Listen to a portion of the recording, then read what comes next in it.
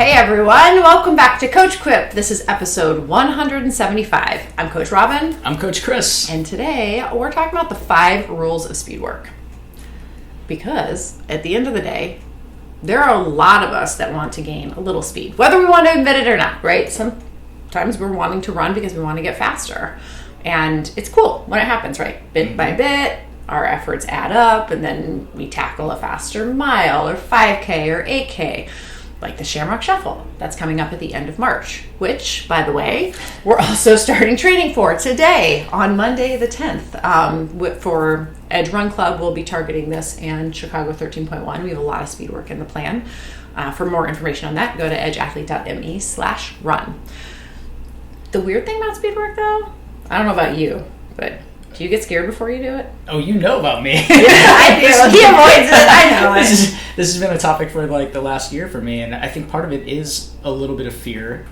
For me, it started after I had hip surgery. Yeah. So after a major injury, coming back into speed work, and then doing that like self-comparison thing of, oh, my old times were here, my old pace card was here, and how do I bridge that gap? So yeah, I know for me, it's definitely something that I think about. It's also, I don't like where I run. We know that part. But for my athletes, it's a lot of mental hesitation more than physical hesitation for them. Yeah, it's a lot of anticipation. Yeah. Like we're thinking like, is it going to burn? Is it going to hurt? Answer is yes. Yep. Am I going to get injured? Right. Maybe. I mean, it is something that can cause injury along with all our other training. Mm-hmm. And we know that it's a gamble. Like you're taking on a little bit of risk. Something that we talk a lot about when we're doing biomechanical analyses, which we also do. I did 2 of them this week at Edge, where we look at how you run. When you're running easy, we're hitting the ground on a single leg at any given time. It's only a single leg exercise, right? With 2 times your body weight, which is pretty crazy, right? We're thinking about doing like single leg squats over and over and over with 2 times your body weight. That's a lot. Yeah. When we're doing speed work and we're nearing kind of the top end speed, you're over 3 times your body weight with a strike rate. You're on the ground for less time, you have a higher turnover, so you hit harder. So that risk does go up. I mean, your form is also much prettier, which helps offset that, but that's part of what makes it hard, right? Yeah, so I think in this episode, we're going to talk about how we can get faster and reduce that level of risk, because the truth is you need to do speed work to get faster. In some capacity, you have to be doing speed work if you want to. If you want to run faster, you have to run faster, right? That makes a lot of sense. That is a Coach Bennett moment. Hey, that's so appropriate with the mustache and the hat. If you want to run faster, you have to run faster. This is about running. This isn't about running. So. Ooh, Coach Bennett! But in this episode of Coach Quip, we're going to talk about some ways that you can mitigate your risks and start to run faster by following these 5 rules that we have come up for you. And they are not fancy. They don't have to be. They don't have to be. So tip number 1 is to warm it up. We know that this is the boring part, and this is also part that a lot of athletes skip over. I don't know about you, in doing the biomechanical assessments, we have our athletes run a short warm-up, and then I tell them they can go do their dynamic warm-up, and a lot of times people are like, busted. Like, I don't actually do that. So we know that this is boring, but it's also maybe the most important part here. We need those easy miles and your dynamic drills to get your body prepped for tackling the higher speeds and the higher impact that you get when you're doing speed work. I think it helps mentally too. I know we've already talked about kind of being nervous before speed, but a lot of people who are getting started in running or who maybe don't even identify as runners, they don't understand that runners get nervous before runs. And I'm like, oh, heck yes, before every run, especially before speed runs. Yeah. But what we have found, and this is true for me personally, is I'll do an easy run, and then I'll do my dynamic, and then all of a sudden, somewhere in the dynamic warm-up, I'm like, all right, I'm feeling better, right? Let's go. And it's just, it almost is like a procrastination tool, but it's productive, where you're priming and you're getting yourself ready, so you're not just launching yourself straight in.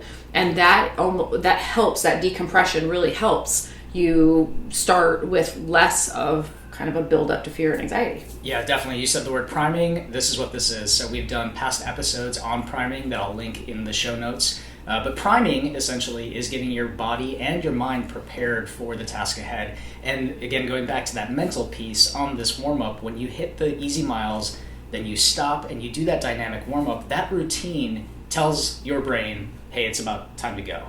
And we find that that really helps to improve people's mindset going into the speed work. So what should your warm-up include? It should include a couple of easy miles. So whether it's 1 to 2 easy miles, or if you're going time-based, it could be 5 to 15 minutes of easy running, just something to get the blood moving, to get your heart pumping. Especially if it's cold. Especially if it's cold, yep. And if it's cold, we've talked about this, that your warm-up can actually start inside before you get outside to ease that transition into cold weather a little bit.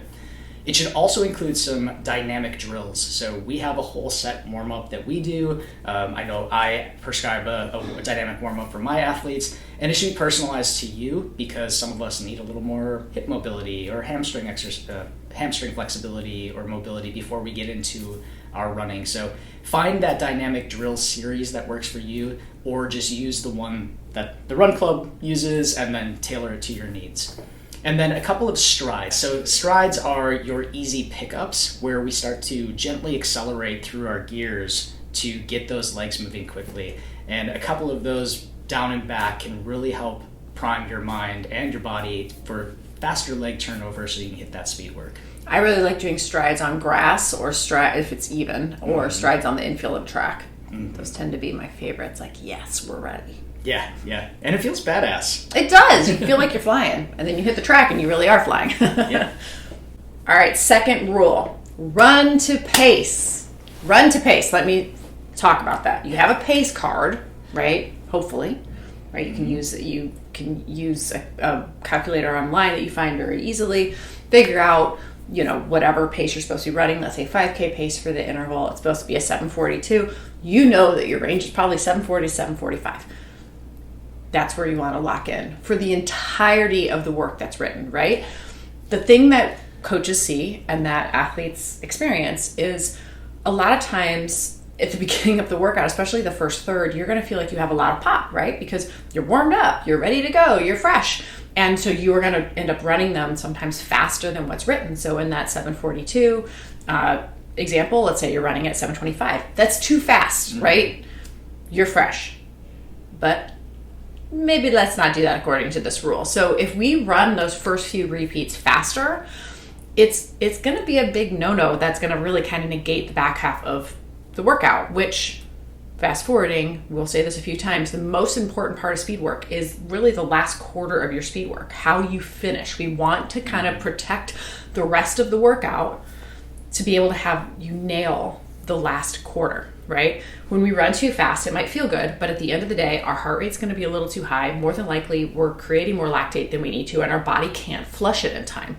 It also, unfortunately, teaches what we call a positive split. So if everything's supposed to be a 7:42 pace and you start off at 7:25, but then you blow yourself up and you end up at a 7:52, you are teaching your body that that's how you race, which is the opposite of how we want to race, especially on a flat, predictable course. So, in other words, we want you to do it as written. So run to pace, not beyond. Next up is to respect the rest interval. So just as you need to respect your paces, you need to respect that rest interval between the periods of hard work. The rest interval is to flush your body. That's the whole goal, is to prepare you for that next interval. We want your heart rate to drop low enough so that you can do that work again, so that you can get the benefits of the workout. Now, these rest intervals should be easy. They should be walking or jogging, and the time is going to depend on where you're at in your season. If you're taking these rest intervals too quickly, or if you're skipping them altogether, it means that you are not clearing that lactic acid, your heart rate isn't recovering, and ultimately you're not getting the benefits of the workout, and you're not going to be able to hit those paces on the back half. For all the reasons that Coach Robyn just explained, that's really important that you can do that. An easy way to manage this and make sure that we're doing it right is you're always going to I get that question a lot, especially in the summer when it's hot, or when we're starting our group endurance training, and it's starting getting hot in June, and they're like, what am I supposed to do? It's totally cool to walk, right? It's totally cool to slow jog. The biggest thing you want to say is you want to be moving at a rest interval at a rate that allows you to do the next interval. So if you have 4 intervals and you took it too fast between 1 and 2, then between 2 and 3, slow it down. right? Yeah. My windrunners that do this the best are the ones that have more of a sprinting background. You will see them do their rest intervals, and it is this beyond easy AF effort. It's this tiny little turnover. I personally prefer a really light trot because it keeps your heart rate a little bit higher and helps you kind of flush, especially if you're doing a mile and 5K work. But they aren't going fast at all. They're going, probably double their pace that they were when they were running. But it is allowing them to do the distance of the rest interval while really respecting needing to get that heart rate back down to be able to do the work. We always want it to preserve the work we're able to do in the back half of the workout. Yeah, you won't get that quality work in the interval sets if you're not taking that rest period seriously. I know one of the issues I see is for athletes that are prescribed, say, like an hour-long speed workout, and you're really only hard running in that workout for under 40 minutes of it, right? Yep. Probably even under 30 minutes of it, depending on the warm-up and the cool-down time. So for those athletes, I've seen people fall into the trap of thinking that they're going to get more benefit by running harder for longer. Yep. And that I have 30 minutes of hard running, then I want to make sure I maximize every second of it. And they're not doing themselves any favors by skipping the rest interval. Coaches would rather you cut the workout itself short than not complete the main set as written. So if you're short on time, you're definitely not going to skip the warm-up because that would be silly. We just told you that was number one, right? And let's say you have 12 400s, but you're short on time, then do 8. Don't cram in 12 and cut your rest intervals in half. Do 8 quality ones. That is going to be more important in a better quality workout. Pro tips. All right, number 4, we're getting places. Use progressive programming, not random. Generally speaking, especially in the early days of kind of run clubs and even in some, cultures now, run club wise, speed is speed. It does help to do speed, right? But if we are trying to improve ourselves and we want to do it in a more responsible and linear fashion, we want to follow a plan that is going to build on itself and allow for week-on-week adaptation and things like recovery intervals, right? Yep. Recovery weeks. For example, this is a very loose example, but if we're training, let's say for 5K speed, maybe we go 400s, we nail that, then we go 600s, then we nail that, then we go 800s, 1000s, right? And we can build and stack bigger and bigger bricks because it's productive, progressive programming. It also doesn't need to be the exact same stack every week, right? So a lot of times when I write programming, I'll write like crescendos 1, and then the next week will be a ladder, and then the third week will be crescendos 2, right? And we tile them in. So an example of this is still going to be a build, but we're going to tile in progressive programming so that it doesn't have to be quite as linear, right? Week 1 can be 400s at 5K pace. Then week 2, we're going to take it up a notch and do 8 200s at mile. Week 3, we're going to increase to 600s at 5K pace. Week 4, we're going to increase on that mile pace and go to 10 intervals of 200s at mile pace. So always know that a good plan is going to start in one place and end in the other. You had mentioned how much work we do in the main set. When we write the edge plans, we actually extrapolate out how many working minutes of the main set exist, and that is the number that we use to build week on week, and that is the number that we cut back in periods of recovery weeks or taper, right? Again, it's numbers, but there's a lot to be gained when you don't do random speed programming. A good rule of thumb that I just always think about, that I know the US Olympic and Paralympic groups use, is IIP, which is introduce, improve, perfect. Let me say that one more time. Introduce, improve, and perfect. So you might actually see 3 similar workouts, right? We'll do 8 400s, then 10 400s, then 12 400s. This is a good example of this.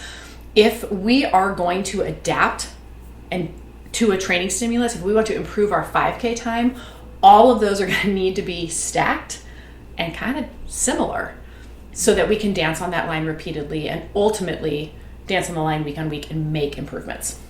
Myself as an athlete and my athletes have said they do like variety in their training, right? So like we love to have we love to have 400s, we love to have half-mile repeats, we love to do the 1K, and like to keep that variety. But there's really something to be said for having a structure that you can come back to, because in this particular example, you can see the improvement in the 200s, yep. and you can stack the improvement on the 400s at 5K. And so know, as you're doing a training plan, that when you bounce back or have similar workouts, it might seem repetitive, but if you can really lean into the opportunity of seeing progress in those workouts, it makes them so much better. I literally think about dancing on the line.